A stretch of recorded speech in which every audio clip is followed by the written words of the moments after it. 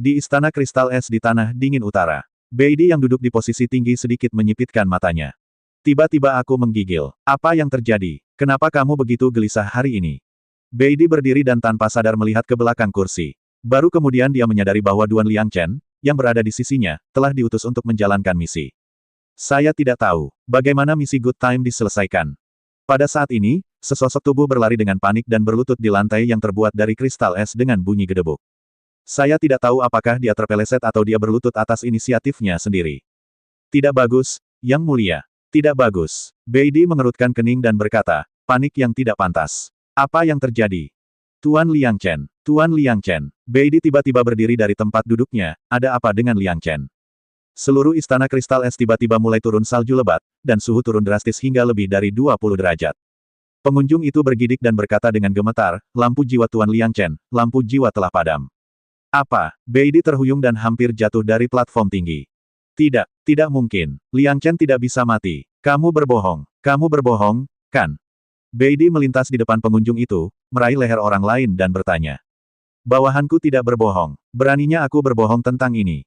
Kamu masih berdalih. Beraninya kamu berdalih. Tangan Beidi memancarkan sentuhan udara dingin, yang langsung membekukan orang tersebut menjadi patung es. Dengan sekejap, dia jatuh ke tanah dan pecah menjadi pecahan es. Sosok Beidi juga menghilang. Dia tidak percaya ini benar. Bagaimana waktu baiknya bisa mati? Bagaimana dia bisa mati? Oke nak. Tuan Tianhuo berkata dengan ekspresi lelah. Meski awalnya berambut abu-abu, ia terlihat energi, namun kini ia lebih terlihat seperti lelaki tua yang terkubur di usia senja, terengah-engah setiap kali melangkah. Nak, aku hanya bisa banyak membantumu. Sisa perjalanan terserah padamu. Berhentilah bersikap sembrono. Lao Deng, bukankah itu hanya mengendalikan lingkaran sihir? Bukankah ini yang terbaik untukmu? Kenapa kamu begitu lelah? Lu Yun bingung. Tetapi Tuan Tianhuo telah berhenti bergerak, tubuhnya meringkuk, melayang masuk dan keluar dari lautan kesadaran spiritual. Ibarat perahu kecil di tengah laut dalam semalam, entah kapan amukan ombak akan merenggut nyawaku. Teman kecil, berhentilah berteriak. Tenggu terlalu lelah, biarkan dia istirahat sebentar. Liu Shen di dalam ikan kayu berkata. Apa yang terjadi di sini, Lao Liu? Bukankah Lao Deng yang membuat lingkaran sihir ini sendiri? Mengapa dia menghabiskan begitu banyak energi? Sepertinya Lao Deng hampir menghabiskan separuh hidupnya. Lu Yun mengerutkan kening. Jika dia tahu penguasa api langit akan menjadi seperti ini, Lu Yun pasti akan mempertimbangkannya dan bahkan tidak akan mengadopsi metode ini. Hei, teman kecilku, ini setengah hidup.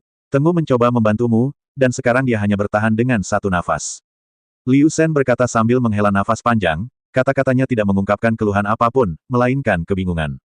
Dia sangat bingung. Dia tidak mengerti mengapa Dewa Api Langit, yang dulunya begitu egois, menjadi begitu tidak mementingkan diri sendiri, mempertaruhkan nyawanya untuk membantu seorang anak muda. Apakah bisa dikatakan waktu benar-benar mengubah watak dan pikiran seseorang? Liu Shen tidak dapat memahaminya. Apa? Wajah Lu Yun penuh rasa bersalah, ini, tidak disangka ini sangat serius. Baru pada saat itulah Lu Yun terlambat mengingat mengapa Tuan Tianhuo mengucapkan kata-kata yang begitu menyentuh hati sebelumnya. Tujuannya adalah untuk meyakinkan Lu Yun. Teman kecil, kuharap kamu tidak mengecewakan usaha Tenggu. Lu Yun mengangguk dengan berat, matanya perlahan menjadi tegas, jelas tidak. Saat ini, ada suara keras di luar, dan patung ketiga runtuh. Di aula utama, kendali roh formasi hilang, dan para pembudidaya abadi yang telah dikendalikan juga terbangun. Tapi semua terlihat kaget, kenapa sekujur tubuh terluka, lengan dan kaki patah adalah hal yang biasa. Terlebih lagi, meridiannya rusak. Ketika mereka melihat kekacauan di sekitar mereka, serta 3 bulu babi abadi yang jatuh ke tanah dan pingsan, mereka merasa muak dengan gelombang badai. Bagaimanapun, kekuatan ketiga orang ini terlihat jelas bagi semua orang yang hadir, terutama anak nakal abadi dan pemuda berjubah Tao, yang dianggap yang terbaik di antara mereka dalam kekuatan tempur. Namun kini mereka semua jatuh ke tanah. Siapa yang menyakiti mereka seperti ini? Pertanyaan ini masih melekat di benak semua kultivator abadi. Suara keras akibat runtuhnya patung tersebut membuat para penggarap yang seperti burung ketakutan tanpa sadar menggigil dan tidak berani bernapas. Apa ini? Apa ini? Seorang kultivator tiba-tiba berteriak. Semua orang menggelengkan kepala, menandakan bahwa mereka tidak jelas. Tapi Pupeng, yang termasuk di antara kelompok pembudidaya abadi, berjingkat ke arah Lu Yun yang tertegun. Ketika dia baru saja bangun, dia melihat Lu Yun berdiri sendirian di kejauhan. Pada saat itu, karena ketakutan, para pembudidaya abadi lainnya melihat sekeliling dengan bingung. Hanya Lu Yun yang berdiri di sana dengan tenang. Selain itu, Pupeng mengetahui bahwa pihak lain adalah makhluk dari istana bawah tanah ini, jadi dia pasti tahu apa yang terjadi di sini. Saudara Jerry, Pupeng mengguncang tubuh Lu Yun. Hah, Lu Yun memusatkan perhatiannya, melihat ke arah Pupeng yang kurus dan berkata, hah, kamu belum mati. Boneka, kata-kata santai Lu Yun membuat Pupeng tersedak dan tidak bisa pulih dalam waktu lama. Saya khawatir saya tidak sengaja mengatakan apa yang ada di pikiran saya. Kak Jerry, apa yang kamu bicarakan? Mengapa kamu mengutuk orang? Tidak, Lu Yun juga tahu bahwa dia berbicara omong kosong, jadi dia buru-buru berbicara dengan samar. Saya sangat tersentuh oleh pemandangan tadi sehingga saya teringat. Saudara Pupeng, saya tidak memberitahu Anda apa yang saya katakan, jadi jangan ambil itu dalam hati. Tidak, Pupeng melambaikan tangannya, Saudara Jerry. Apa yang terjadi tadi, tahukah kamu? Sebelum dia selesai berbicara, Lu Yun menjawab, saya tidak tahu. Oke. Tentu saja jawaban tersebut tidak meyakinkan Pupeng, namun ia tidak melanjutkan menggali lebih dalam. Karena Pupeng tahu jika pihak lain tidak mau memberitahunya, kalaupun dia bertanya lagi, dia hanya akan mendapat hasil yang salah. Tidak perlu. Pada saat ini, sebuah suara mengintervensi, lihat. Benda apa itu? Warnanya hitam seperti tikus hitam besar. Mengikuti kata-kata ini, lusinan kesadaran ilahi menimpa Lu Yun. Seruan lain keluar, saya pernah melihat benda ini di aula samping. Meskipun tampilannya berbeda, tampilannya sangat mirip. Dia sepertinya adalah penjaga istana bawah tanah ini. Petik 2. Aku juga, aku melihatnya di aula samping, dan dia masih bisa mengucapkan kata-kata manusia. Itu benar-benar membuatku takut saat itu. Melihat kelompok kultivator abadi ini membicarakannya, hati Lu Yun sakit. Saat ini, dia benar-benar merasa seperti sedang melihat binatang di kebun binatang. Lusinan kesadaran spiritual yang semula menimpa Lu Yun juga menjadi lebih tajam. Sepertinya Lu Yun sedang dibedah. Boneka, tahukah kamu tikus hitam besar ini? Para pembudidaya abadi ini semuanya adalah makhluk terkenal di Pulau Zhongzhou di alam atas, dan kebanyakan dari mereka saling mengenal. Beberapa dari mereka bahkan bertarung di Pulau Tengah, apalagi mengetahui dasar-dasarnya. Setidaknya mereka semua ingat penampilan satu sama lain. Pupeng melirik para pembudidaya abadi, lalu ke Lu Yun di depannya, dan terjebak dalam dilema. Jika dia mengatakan dia mengenalnya, dia pasti akan diperlakukan sebagai alien oleh para penggarap abadi. Setelah dia pergi, tidak akan ada tempat baginya di dunia atas. Dia bilang dia tidak mengenalnya, dan butuh waktu lama baginya untuk akhirnya mendapatkan kepercayaan Lu Yun, tapi semua usahanya sebelumnya sia-sia. Bagaimana cara dia memilih? Melihat keterlambatan Pupeng dalam menjawab, para penggarap abadi menjadi sedikit gelisah. Akhirnya, seorang kultivator mengatakan apa yang dipikirkan kebanyakan orang, bukankah boneka ini dikendalikan oleh tikus hitam besar ini? Begitu kata-kata ini keluar, Pupeng begitu ketakutan sehingga dia segera keluar untuk membela diri, saya tidak dikendalikan. Saya tidak dikendalikan. Setelah mengatakan itu, dia segera mengambil 2 langkah dari Lu Yun. Lu Yun melihat pemandangan lucu ini dan sedikit mengangkat sudut mulutnya. Menghadapi perbedaan penampilan dari para pembudidaya abadi ini, dia terdiam seperti biasanya, hanya ingin melihat apa yang akan dipilih Pupeng. Faktanya memang seperti yang diharapkan. Antara pihak yang menyimpang dan publik, pihak lain tetap memilih berpihak pada publik dan memutuskan hubungan dengannya. Aku hanya penasaran kenapa ada orang seperti itu berdiri di sini. Pupeng masih berusaha membela diri. Namun cara para penggarap abadi ini memandangnya tidak berubah sama sekali. Menjauhlah dengan hati-hati. Lu Yun bahkan dapat menjamin bahwa jika Wayang berlari menuju para penggarap abadi ini sekarang, dia pasti akan diperlakukan sebagai alien dan dibunuh. Manusia lebih menyukai apa yang mereka lihat dengan mata kepala mereka sendiri daripada apa yang mereka dengar. Pupeng mengandalkan usahanya sendiri untuk menjadikan dirinya kekuatan pihak ketiga kecuali para penggarap abadi dan Lu Yun. Apa yang ingin kamu lakukan? Jangan datang. Semua kultivator abadi memandang Lu Yun yang perlahan mengangkat kaki kirinya dengan ketakutan. Tapi Lu Yun sepertinya tidak mendengarnya. Gemerincing. Letakkan kaki kiri Anda di tanah dan angkat kaki kanan Anda. Tikus hitam besar, jika kamu berani mengambil langkah maju lagi, kami akan bersikap kasar padamu. Semua kultivator abadi memiliki ekspresi tegang di wajah mereka, mencoba menggunakan intimidasi untuk membuat Lu Yun berhenti. Lu Yun masih menutup telinga dan mengulangi gerakan mekanis mendarat dengan kaki kiri dan bangkit dengan kaki kanannya. Dia tidak ingin menyerang orang-orang ini, jika tidak mereka akan dimusnahkan oleh Lu Yun berdasarkan tubuh mereka yang terluka dan bahkan tidak bisa mengucapkan sepatah kata pun. Dia hanya ingin memeriksa situasi ketiga bocah nakal abadi itu. Jika bukan karena mereka bertiga barusan, Lu Yun tidak akan mampu menaklukkan dan membunuh roh formasi dengan mudah. Meskipun ini adalah kerjasama di mana masing-masing mendapatkan apa yang dibutuhkannya, Lu Yun melihat upaya Fu Lao Nakal Boy dan lainnya. Sebagai tikus perisai yang melindunginya dari gangguan Duan Liangchen, ia menggunakan tubuhnya sebagai perisai dan bertahan sampai mati. Anak laki-laki nakal awet muda dan pemuda berjubah Tao yang menghentikan para penggarap abadi yang dikendalikan juga mencoba yang terbaik untuk membiarkan para penggarap abadi melangkah dalam radius 10 meter darinya. Bagaimana Lu Yun bisa membiarkan pahlawan seperti itu binasa seperti ini? Jangan menganggap perkataan kami sebagai telinga yang tuli. Jika kamu berani mengambil langkah maju, kami akan bersikap kasar. Sebelum kultivator abadi selesai berbicara, Lu Yun telah mengambil 2 langkah berturut-turut. Dapat dikatakan bahwa Lu Yun sama sekali tidak menganggap serius para penggarap abadi yang ketakutan ini. Meskipun jika kelompok orang ini benar-benar berkerumun, Lu Yun mungkin bukan lawannya, tetapi berdasarkan pemahamannya tentang sifat manusia. Setidaknya 70% dari kelompok pembudidaya abadi ini berpikir untuk melarikan diri daripada menghadapinya secara langsung. Ya, Lu Yun berhenti di depan bocah nakal abadi itu. Kayu mati dan ranting-ranting yang membusuk adalah satu-satunya kata yang terpikirkan oleh Lu Yun untuk menggambarkan keadaannya saat ini sebagai anak nakal yang awet muda. Kulitnya sekering kulit pohon, dan segala sesuatu di sekujur tubuhnya memancarkan aura kematian. Mengapa Lu Yun tidak dapat melihat bahwa umur anak nakal yang awet muda ini telah mencapai batas kultivasinya? Namun meski begitu, Lu Yun tidak berniat membiarkannya membusuk di sini, dia tidak boleh mati di istana gelap di bawah ini, dan dia tidak boleh tidur di reruntuhan yang penuh intrik dan konspirasi. Lu Yun ingin membawa keluar bocah nakal awet muda itu, setidaknya membiarkan pandangan terakhirnya tetap di langit biru dan awan putih di alam atas, setidaknya memberinya tempat untuk merindukannya di kehidupan selanjutnya. Semua kultivator abadi memandang Lu Yun dengan penuh semangat. Tidak ada yang berani melangkah maju, dan bahkan tidak ada yang membela bocah nakal abadi itu. Dan ini adalah hukum kejam dari dunia latihan spiritual. Ini tidak ada hubungannya dengan diri Anda sendiri dan bertahan saja. Di antara mereka, ada banyak orang yang telah mendapat bantuan dari bocah nakal abadi, namun mereka semua diam saat ini. Dibandingkan dengan hidup Anda sendiri, apa yang dimaksud dengan seorang dermawan? Tapi saat Lu Yun mencubit jarinya dan melafalkan mantranya, kekuatan tak dikenal menyelimuti semua pembudidaya abadi di aula utama tanpa peringatan apapun. Lu Yun diam-diam berteriak di dalam hatinya, tidak. 3 patung telah runtuh, dan lingkaran teleportasi telah mengunci para pembudidaya yang tersisa di dunia bawah. Mereka siap untuk berteleportasi. Berpikir dalam benaknya, kecepatan tangan Lu Yun juga meningkat, tetapi keputusan lisan yang jelas hanya membutuhkan 1 detik untuk diselesaikan membuat Lu Yun merasa sangat lama kali ini. Melihat hanya tinggal 1 langkah terakhir, cahaya putih melintas di depan matanya, dan Lu Yun berubah menjadi titik cahaya putih dan menghilang. Bagaimanapun, dia gagal menyelamatkan bocah nakal yang abadi itu. Kenapa tikus hitam besar itu tiba-tiba menghilang? Apa yang terjadi? Tahukah kamu sesuatu, Pupeng? Katakan padaku secepatnya. Kalau tidak, aku akan membuatmu terlihat baik.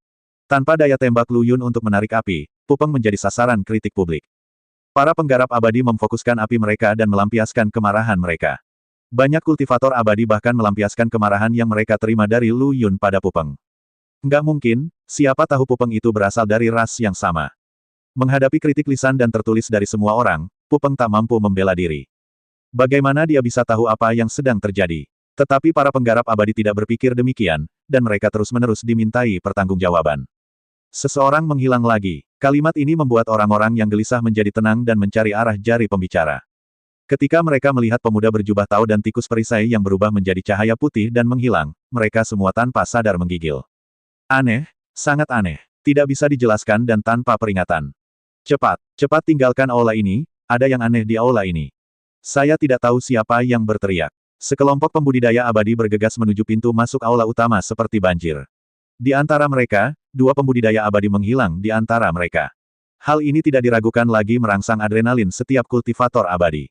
Minggir, minggir, siapapun yang berani menghalangi buruh dan manajemen, berhati-hatilah terhadap pedang buta di tangan buruh dan manajemen. Teriak seorang kultivator, mencoba mendapatkan kesempatan untuk melarikan diri dari aula lebih cepat. Tapi tidak ada yang memperhatikannya. Pintu utama aula utama penuh sesak. Pupeng termasuk di antara mereka. Ia bahkan bertubuh pendek dan berhasil keluar dari celah tersebut. Namun sebelum kakinya menyentuh tanah, dia berubah menjadi cahaya putih dan menghilang. Melihat pemandangan ini, para penggarap abadi yang saling berebut semuanya menjadi diam. Jika tidak, kamu harusnya duluan. Orang-orang yang awalnya bertengkar kini menjadi sopan. Apakah ini tempat di mana pertempuran yang menentukan disebutkan oleh Lao Deng, Pan Roulet Surgawi? Lu Yun melihat sekeliling dan melihat bahwa cakram roda surgawi bukanlah arti harfiahnya, itu adalah cakram yang sangat besar. Bentuknya berupa lapangan berbentuk persegi. Tepat di atas lapangan tersebut terdapat sebuah bola dengan 2 pipa besi yang saling bertautan. Cincin itu ditutupi dengan tulisan yang tidak dapat dipahami Lu Yun. Jika Lao Deng ada di sini, dia pasti tahu arti prasasti ini. Lu Yun bergumam pada dirinya sendiri, merasakan rasa bersalah di hatinya. Kedua cincin itu masih berputar dengan kecepatan lambat. Setiap kali tumpang tindih dan bersilangan, mereka akan mengeluarkan suara yang membuat jiwa Lu Yun sangat tidak nyaman. Lu Yun tidak tahu suara apa itu. Itu seperti goyangan bel, seperti ratapan hantu di jurang. Di tengah bola yang dibentuk oleh dua cincin, Lu Yun sepertinya merasakan sebuah ruang. Lu Yun ingin menjelajah lebih jelas, tapi tiba-tiba dia merasakan kekuatan hisap muncul dari udara tipis, menyedot kesadarannya. Lu Yun sangat ketakutan sehingga dia segera mengambil jiwanya kembali. Yang disebut piringan langit ini seharusnya mengacu pada bola yang terbuat dari cincin ini, kan? Lu Yun berkata dengan ketakutan. Lu Yun tiba-tiba melihat ke arah jam 4, dan dia mendengar seseorang memanggil namanya. Lu Yun. Mencari suaranya, kulit kepala Lu Yun menegang.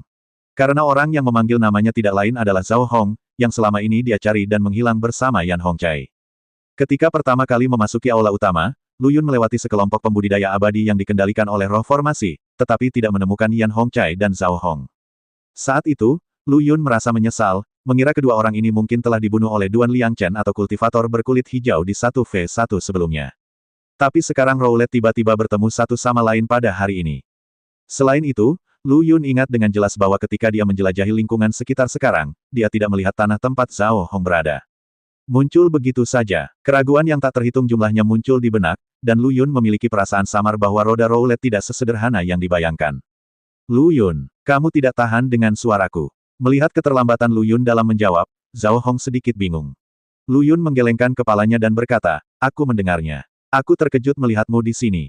Hah, apa kamu terkejut sekarang? Masih banyak kejutan lagi yang menunggumu di belakang. Zhao Hong tersenyum. Lu Yun terpana oleh senyum menawan Zhao Hong. Dalam kesannya, Zhao Hong bukanlah orang yang feminin. Apakah kamu terstimulasi oleh sesuatu? Zhao Hong. Setelah sekian lama, apakah kamu masih seperti ini, begitu jujur? Sampai jumpa. Lu Yun mengerutkan kening. Dia ingat dengan jelas bahwa hanya setengah bulan telah berlalu sejak dia berpisah dari Zhao Hong dan Yan Hongcai. Bagi kultivator abadi dengan umur panjang, itu hampir seperti dalam sekejap mata. Ini nih, setidaknya sudah 180 tahun. Zhao Hong sepertinya tenggelam dalam ingatannya, saat aku melihatmu barusan, aku hampir tidak berani mengenalimu. Semakin Lu Yun mendengar ini, dia menjadi semakin terpesona. Mengapa usianya baru 180 tahun? Tapi pertanyaan saat ini bukanlah yang paling ingin diketahui Lu Yun. Tidak, tunggu sebentar. Di mana Yan Hongcai? Bukankah dia bersamamu? Kenapa kamu sendirian sekarang? Adikku yang baik, kali ini dia menjadi burung phoenix dengan terbang di dahan. Dia ditemukan oleh pemilik reruntuhan kuno ini, Su Tiancheng, yang pernah berkuasa di dunia atas, dan dia diterima sebagai pewarisnya. Lu Yun, otak Lu Yun benar-benar berubah menjadi bubur sekarang. Bukankah Zhao Hong dan Yan Hong adalah musuh bebuyutan? Mengapa mereka menjadi saudara perempuan? Dan bukankah Su Tiancheng melakukan semua ini hanya untuk menemukan tubuhnya dan kembali ke dunia atas? Mengapa Anda menerima penggantinya lagi dan melanjutkan jabatannya? Apa yang sedang terjadi? Lu Yun merasa kepalanya akan meledak. Kenapa apa yang dikatakan Zhao Hong benar-benar berbeda dari apa yang dia lihat dan alami? Rasa keterpisahan yang jelas membuat Lu Yun merasa bahwa apa yang dia dan Zhao Hong alami bukanlah peninggalan yang sama, tetapi mereka berbicara satu sama lain melalui udara. Lu Yun sepertinya sedang menghadapi kekacauan sekarang, tidak tahu harus mulai dari mana. Zhao Hong, kita adalah saudara dan saudari. Katakan yang sebenarnya, apakah Yan Hong mengetahui semua yang terjadi di reruntuhan kuno sejak awal? Lu Yun awalnya ingin menanyai Yan Hongcai secara langsung. Apa katamu, Lu Yun? Aku tidak mendengar dengan jelas. Zhao Hong berteriak, tidak bisa mendengar, bagaimana mungkin? Baru pada saat itulah Lu Yun menyadari bahwa pada suatu saat, tanah tempat mereka berdua tinggal sebenarnya saling menjauh.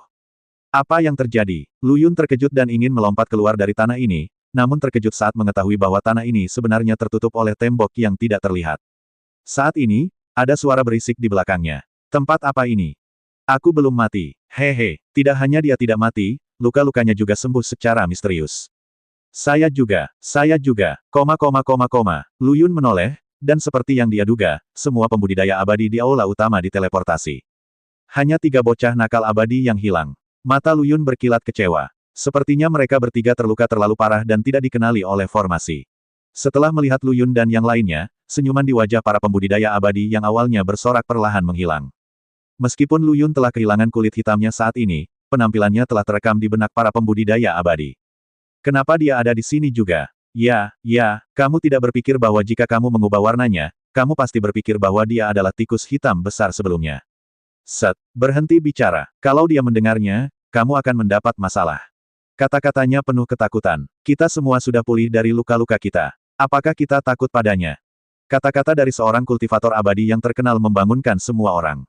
Saya berpikir, ya, sekarang mereka semua sudah pulih, jumlahnya banyak, tapi dia satu-satunya. Mengapa mereka harus takut padanya?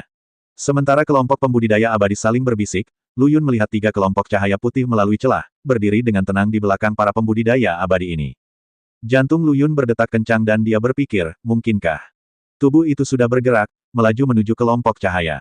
Dan saat para penggarap abadi yang baru dihidupkan kembali hendak menunjukkan kekuatan pada Lu Yun, mereka menemukan bahwa pihak lain sedang bergegas seperti kuda liar yang lepas kendali.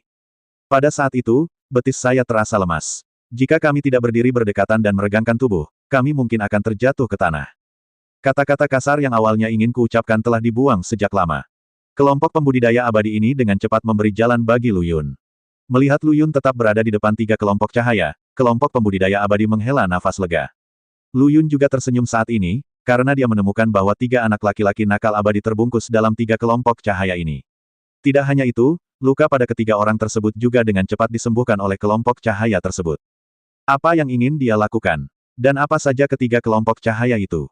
Kenapa kamu tidak menyadarinya sekarang? Hah, benar, kenapa kamu tidak memperhatikan kelompok 3 cahaya tadi? Pasti ada harta karun di dalamnya. Sekelompok pembudidaya abadi berspekulasi, tetapi tidak ada yang berani melangkah maju. Meskipun mereka mendambakan bayi, mereka lebih menghargai kehidupan mereka sendiri.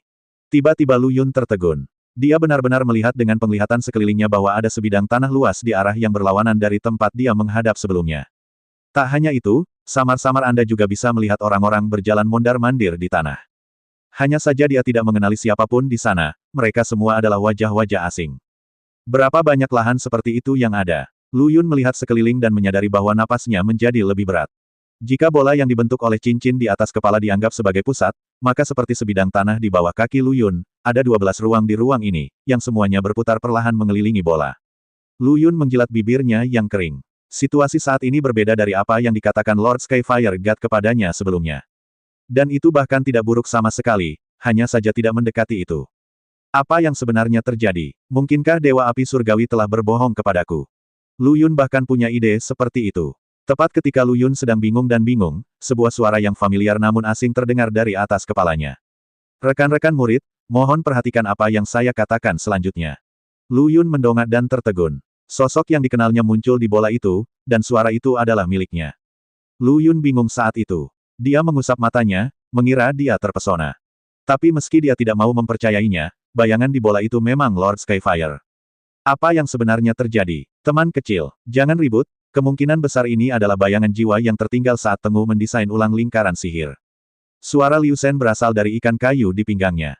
Daripada mengkhawatirkan hal ini, teman kecil, kamu harus mendengarkan apa yang dikatakan Tengu. Mungkin ini bisa membantumu. Lu Yun mengangguk, mengumpulkan pikirannya, membuang pikiran yang berantakan, dan mendengarkan dengan penuh perhatian pidato Dewa Api Surgawi di dalam bola. Tapi yang tidak disangka Lu Yun adalah saat dia hendak mendengarkan dengan seksama, Tuan Tianhuo telah selesai berbicara. Kemudian saya mendengar sebuah kalimat, saya harap Anda semua berusaha dengan baik. Kemudian menghilang ke dalam bola. Lu Yun. Itu bisa dianggap memiliki awal dan akhir. Saya mendengar awal dan akhir tidak ketinggalan. Apa yang bisa dikatakan? Tidak tahu. Lu Yun tampak semakin bingung ketika dia melihat para penggarap abadi yang sudah berada dalam masalah. Apa yang baru saja dikatakan oleh Dewa Langit Api? Mengapa semua orang begitu gugup? Sudah berakhir, sudah berakhir. Apa yang bisa kita lakukan? Aku baru saja melihat orang-orang dari pihak lain. Ada 7 dari 20 pahlawan mabuk teratas. Ini, bagaimana kita bisa menjadi lawan? Awalnya, Lu Yun ingin menemukan beberapa petunjuk dari perkataan para kultivator abadi ini, tetapi semakin dia mendengarkan, dia menjadi semakin bingung. Diam, semuanya. Ketika Lu Yun meraung, lebih dari 20 pembudidaya abadi terdiam. Mereka semua terjebak di tempatnya seperti tiang telegraf, menatap Lu Yun dengan mata kesal. Hal ini membuat Lu Yun semakin tertekan, mengapa kamu melihatku seperti ini? Apakah aku berhutang uang padamu? Atau apakah aku sedang menggali kuburan leluhur keluargamu? Kamu masih berani mengatakan bahwa jika kamu tidak melukai 3 bocah nakal abadi itu secara serius, kami tidak akan begitu pasif. Seorang kultivator tidak bisa menahan diri untuk tidak mengeluh dengan marah. Lu Yun mengerutkan kening. Dia tidak menyangka bahwa kelompok pembudidaya abadi ini memiliki imajinasi yang begitu kaya sehingga mereka benar-benar mengira dialah yang telah melukai bocah nakal abadi seperti ini. Tapi setelah memikirkannya, Lu Yun merasa lega. Berdasarkan situasi di aula utama pada saat itu, tampaknya dia benar-benar seorang outlier. Kultivator abadi berkulit hijau yang terhubung dengan roh formasi dihantam ke dalam ketiadaan oleh guntur Dewa Merah. Adapun tubuh Duan Liangchen berada di platform tinggi, dan masih hidup di belakang kursi. Melihat ke atas dari platform tinggi, tubuh Black Soul tidak terlihat sama sekali. Jadi tidak mengherankan jika para penggarap abadi ini mengira itu adalah dia.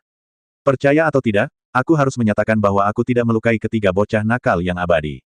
Saat mereka bangun, mereka secara alami akan membuktikannya kepadaku. Lu Yun melihat ekspresi para kultivator abadi ini saat dia berbicara, dan dapat dengan jelas melihat ketidakpercayaan di mata mereka, tapi itu tidak mempedulikan Lu Yun. Karena dia mengatakan semua yang perlu dikatakan. Selanjutnya, tiba waktunya untuk menyelesaikan masalahnya. Saat Lu Yun hendak berbicara, dia disela oleh seorang kultivator abadi. Anda baru saja mengatakan bahwa Immortal Naughty Boys dan yang lainnya sedang pulih. Berapa lama waktu yang dibutuhkan? Begitu pertanyaan ini diajukan, para kultivator abadi lainnya memandang Lu Yun dengan mata berbinar. Bocah nakal awet muda dan pemuda berjubah tahu ini harus menghabiskan setidaknya 10 jam, dan 4 jam untuk tikus perisai sudah cukup. Meskipun Lu Yun tidak ragu-ragu, dia tetap menjawab pertanyaan itu. Sudah berakhir, sudah berakhir. Kita tidak bisa mengejar. Bagaimanapun juga, kita pasti akan mati. Kultivator yang baru saja menanyakan pertanyaan itu mengeluh dengan sedih. Apa yang terjadi? Kenapa kita tidak bisa mengejar ketinggalan? Siapa yang bisa menjelaskannya? Lu Yun berkata tanpa berkata-kata. Ini seperti sedang bermain sandiwara, dan dia bingung sekarang. Saya tidak tahu apa yang dikhawatirkan oleh para pembudidaya abadi ini. Kamu tidak tahu, hantu itu baru saja berbicara begitu keras, kamu tidak mendengarnya. Semua pembudidaya abadi memandang Lu Yun dengan mata aneh. Perhatianku teralihkan. Aku tidak mendengarkan baik-baik. Keluarlah dan bicara langsung padaku. Lu Yun berkata dengan kesakitan. Tiba-tiba saya mendapat ilusi bahwa saya dipanggil oleh guru untuk menjawab pertanyaan di kelas, tetapi saya tidak dapat menjawabnya. Kultivator abadi, Anda melihat saya melihat Anda, dan mulai membagi menjadi 2 kelompok secara tertib. Seorang pria dengan alis yang menyeramkan dan mata yang licik muncul di bidang penglihatan Lu Yun. Dia juga mencoba berbaur dengan salah satu dari 2 kelompok orang tersebut, tetapi begitu dia masuk, dia diusir. Boneka, kamu kenal orang ini, datang dan jelaskan padanya. Pupeng menggaruk rambut tipisnya dan memandang Lu Yun, saudara Jerry. Lama tidak bertemu. Lu Yun memutar matanya dan mendesak, katakan padaku dengan cepat, apa yang baru saja dikatakan bayangan itu. Ya. Pupeng mengangguk dan berkata, dalam 3 jam, kita akan berduel dengan para penggarap di piring terbang lain yang berwarna sama. Piringan terbang itu adalah daratan tempat kita berada. Bagaimana cara menghitung kemenangan atau kekalahan? Ketika semua pembudidaya di salah satu cakram terbang tersingkir, cakram terbang lainnya akan dianggap sebagai pemenang. Pupeng menjelaskan. Lu Yun mengangguk, jadi beginilah situasinya. Dia pikir itu apa? Menakutkan para penggarap abadi ini ke dalam kondisi itu. Jangan khawatir, aku akan membawamu untuk bertahan hidup. Tidak ada teriakan-teriakan, tidak ada kemarahan publik. Melihat sekeliling, ada keheningan yang mematikan. Semua pembudidaya abadi memandang Lu Yun dengan penuh semangat, seolah-olah mereka sedang melihat badut. Lu Yun terbatuk 2 kali dan melihat Frisbee berduel dengan mereka seolah-olah tidak terjadi apa-apa. Selama saya tidak malu, orang lain akan malu. Tiba-tiba, Lu Yun terkejut saat mengetahui ada seorang pemuda sedang melihat mereka di Frisbee yang hendak berduel. Mata Lu Yun saling bertabrakan. Sebuah kontes tak kasat mata pun dimulai. Lu Yun 100% yakin bahwa dia belum pernah melihat orang lain sebelumnya, tapi melihat ekspresi orang lain, dia sepertinya mengenalnya. Tanpa peringatan apapun, pihak lain justru tertawa, membuat Lu Yun tercengang. Apa yang terjadi? Saya khawatir dia tidak bodoh. Pemuda itu tertawa terbahak-bahak hingga dia menangis. Lu Yun, aku akhirnya menemukanmu. Lu Yun memandangi bibir pemuda itu yang berdebar-debar dan mengucapkan kata demi kata.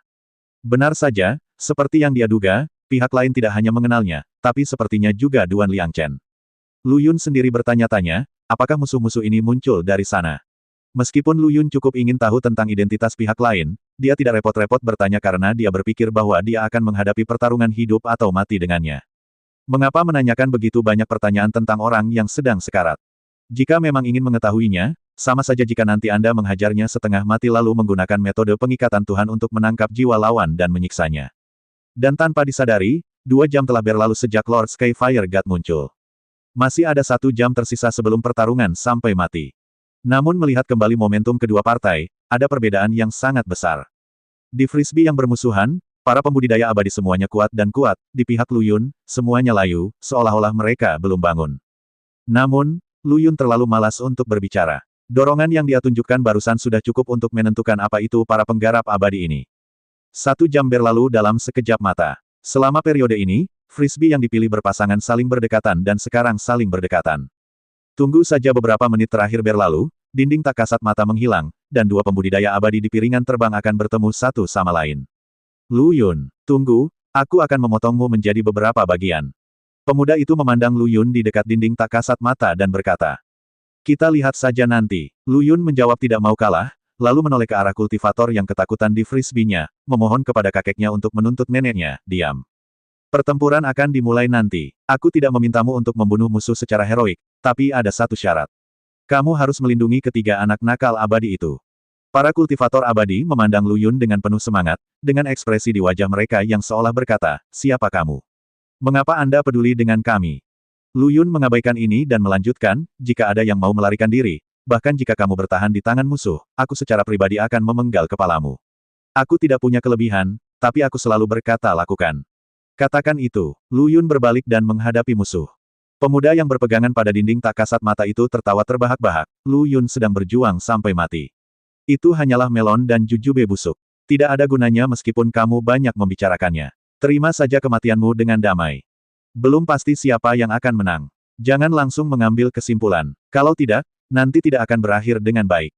Jawab Lu Yun. Kali ini, pemuda itu tertawa lebih keras lagi, haha. Kenapa menurutku tidak? Lu Yun sebenarnya setuju dengan pernyataan pemuda ini di dalam hatinya, namun seperti kata pepatah, yang kalah tidak akan kehilangan momentum. Kalau begitu, mari kita tunggu dan lihat. Begitu dia selesai berbicara, dinding tak kasat mata di antara keduanya menghilang. Lu Yun dan pemuda itu tertegun sejenak. Mereka tidak menyangka hal itu akan terjadi begitu tiba-tiba, tanpa peringatan apapun. Lu Yun bereaksi satu langkah di depan anak laki-laki itu, dan melangkah maju dengan kaki kirinya, berharap untuk menyerang lebih dulu dan menghabisi lawan. Tapi seberkas cahaya dingin melewati telinganya, tiba-tiba mengganggu momentum ke depan Lu Yun. Melakukan serangan diam-diam, itu tidak bagus. Di belakang pemuda itu, seorang pria bertopeng berkata dengan suara serak. Genin ke-15 dari geng pria mabuk. Pada saat ini, pemuda itu juga bereaksi, mundur beberapa langkah, menjauhkan diri dari Lu Yun, dan melambaikan tangannya, bangun. Bangun, bunuh dia. Para pembudidaya abadi yang sudah bersemangat untuk mencoba dengan cepat bergegas menuju Lu Yun.